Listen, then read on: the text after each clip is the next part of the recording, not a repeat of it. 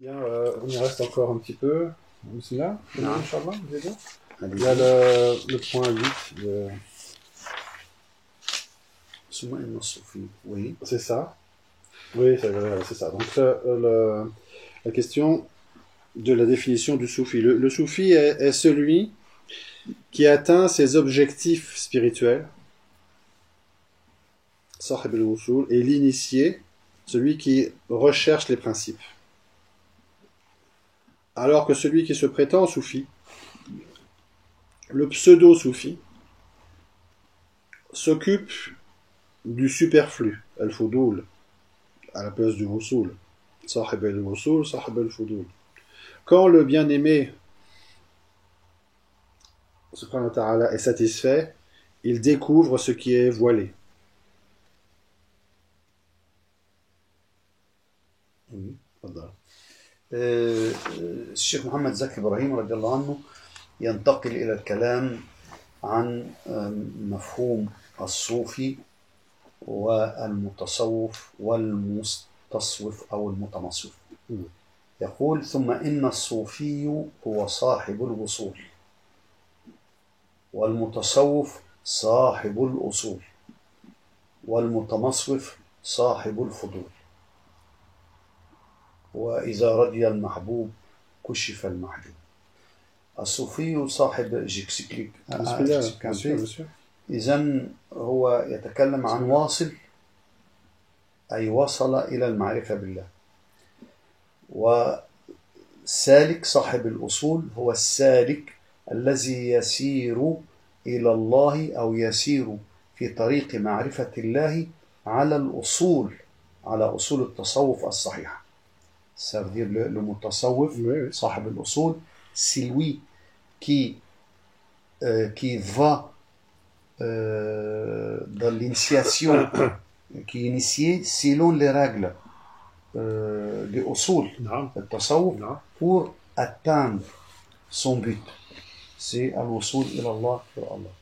والمتمصوف سكين يعني والمتمصوف هو الذي لا يلتزم بالأصول فهو صاحب الفضول، أي المتشبه بالصوفية أو المدعي التصوف. En fait, on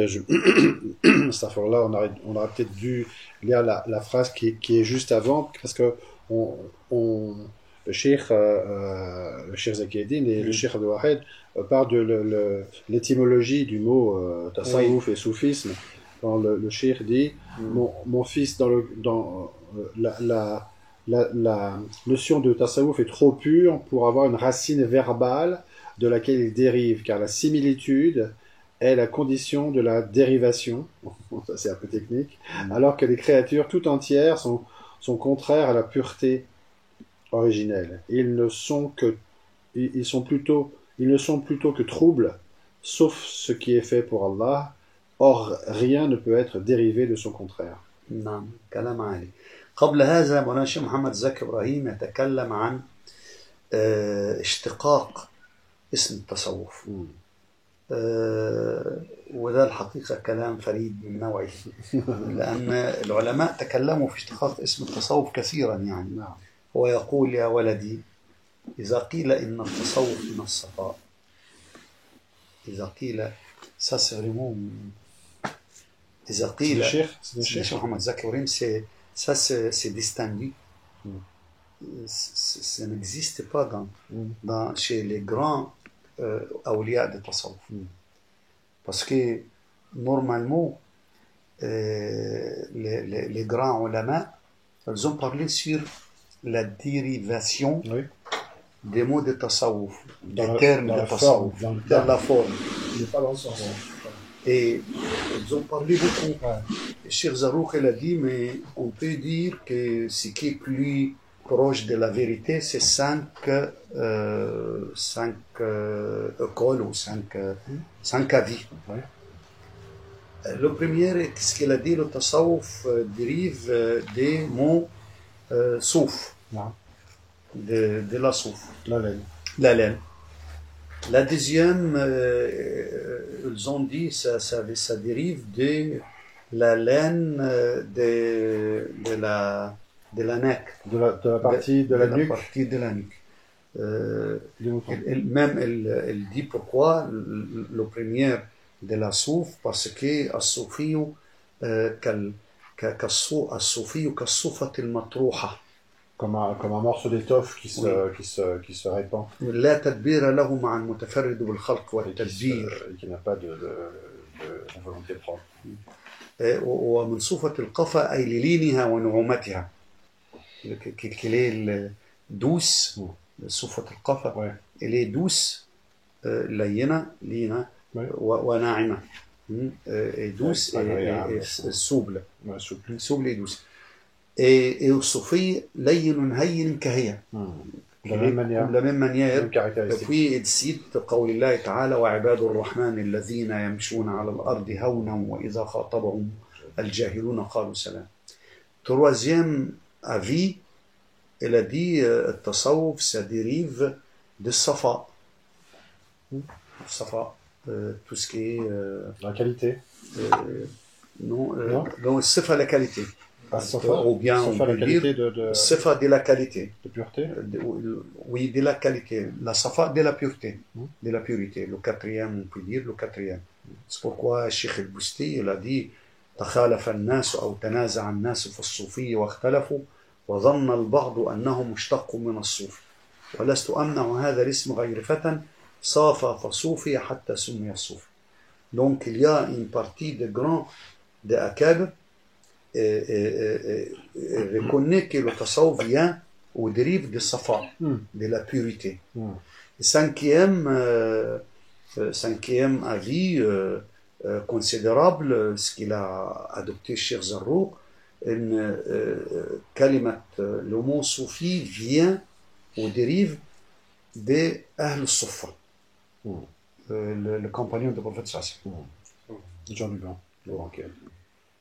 Ici, Cheikh Mohammed Zaki, il a dit, de toute manière, même si on dit que le tasawwuf dérive de Safa, effectivement, à Safa, c'est à l'encontre des cadres de Safa, ça veut dire la purité, c'est à l'encontre de tout ce qui est matière. Oui. فقد أصبح اسم التصوف أعظم من أن يكون له جنس يشتق منه لأن الشرط في الاشتقاق التجانس. Le genre implique une existence matérielle. Et la condition de dérivation qu'il y a un taganus. Il y a un rapport entre le gens dérivé et le gens fondamental. Donc, dans ces conditions, le tasawwuf, elle est plus que أعظم من أن يكون له جنس يشتق منه. Vraiment, ça c'est. Donc on peut pas y arriver. وإذا قيل إن التصوف من الصفاء فقد أصبح اسم التصوف أعظم من أن يكون له جنس يشتق منه. Il est plus أعظم, plus élevé, plus grand, qu'on trouve un genre desquels on peut dériver le tasawwuf. Parce que c'est la purité. C'est pas possible. Il n'a pas d'ascendant. Il n'a pas d'ascendant. Voilà. L'origine de laquelle il vient. لأن الشرط في الاشتقاق, la condition pour la question de la dérivation implique le taganus, l'homogénéité entre les branches et le fond, l'origine. والموجودات كلها ضد الصفاء. Toute l'existence, elle est contre la purité ou la purification. Parce que le mawjoudat, c'est pas pur, c'est pas pire. Mawjoudat, c'est matière. إنها قدر. Tout elle est qadar, ça veut dire qadar ou l'encontre de purité. L'impureté. Voilà. إلا ما كان لله, à moins que c'est pour Allah, ça peut être pur. ولا يشتق الشيء من ضده. C'est pas possible de faire dériver une chose de son encontre, de son opposé. C'est pas possible. Voilà, c'est le kalam. Alhamdulillah. Et à ce propos-là, donc, Cheikh Al-Wahed, et c'est par rapport à la définition donc, Oui. que donne Cheikh Mohammed Zaki. Cheikh Mohammed Zaki sur un soufi, c'est celui qui atteint les objectifs spirituels. Donc, Cheikh Al-Wahed insiste sur la notion qui est souvent dépassée ou négligée, que le soufi, c'est que en fait, personne ne peut jamais se dire soufi, si ce n'est par pure ignorance, car il prouve par là même qu'il ne l'est pas réellement. C'est-à-dire, en réalité, attention, par rapport à la qualification de se dire soufi, en fait, on ne peut pas, personne ne peut le dire, sauf par ignorance, car à ce moment-là, on prouve qu'on ne l'est pas réellement. Cette qualité étant nécessairement la qualité du soufi, réellement, essentiellement, étant nécessairement un secret. Donc on revient à cette question du sirr, la question entre le véritable soufi et son Seigneur.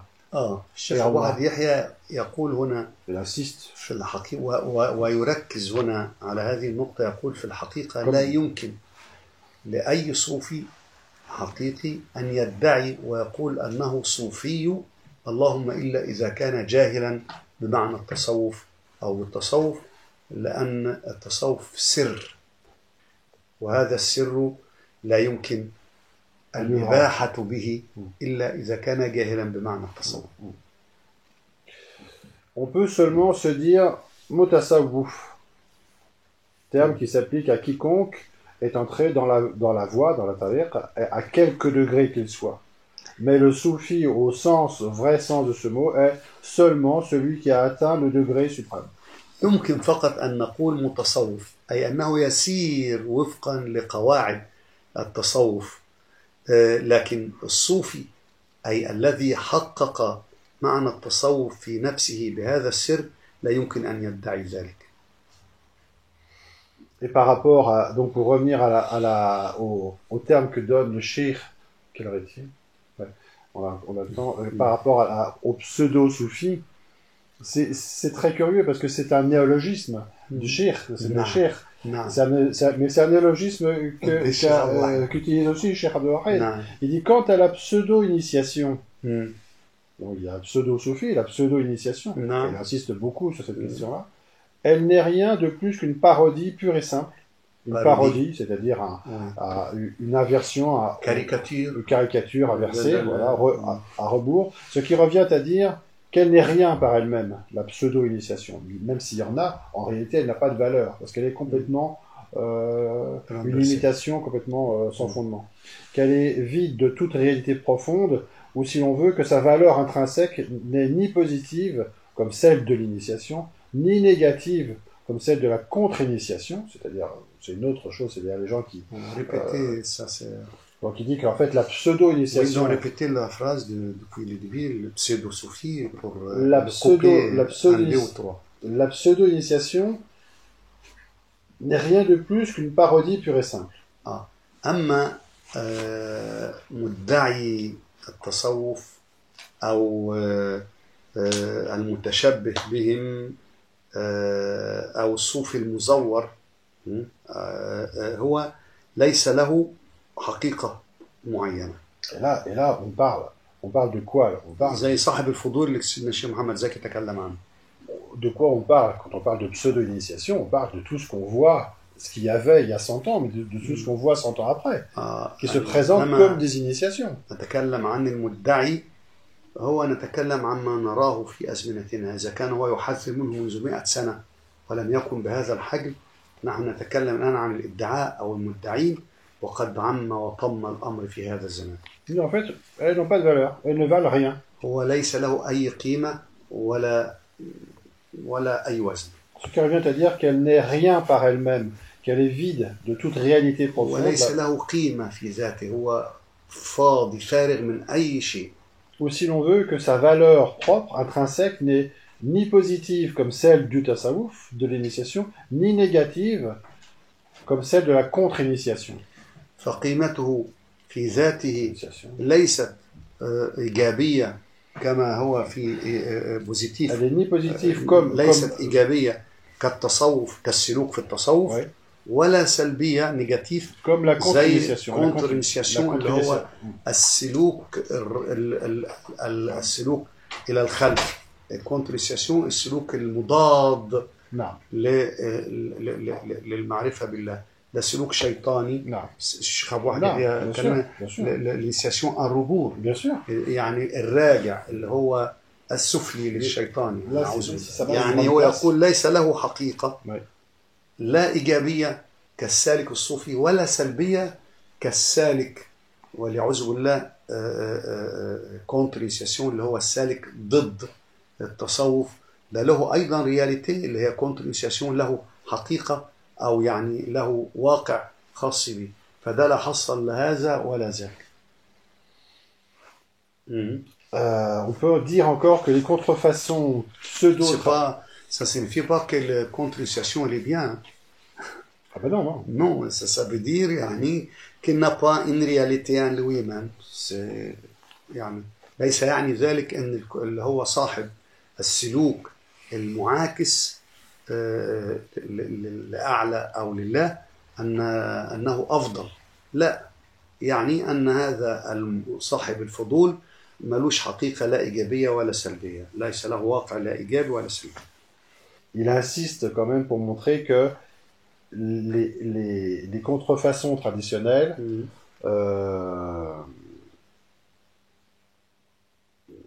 sont constituées par des conceptions vagues qui dénaturent ce qu'est réellement l'initiation. هذا اللي هو المدعي التصوف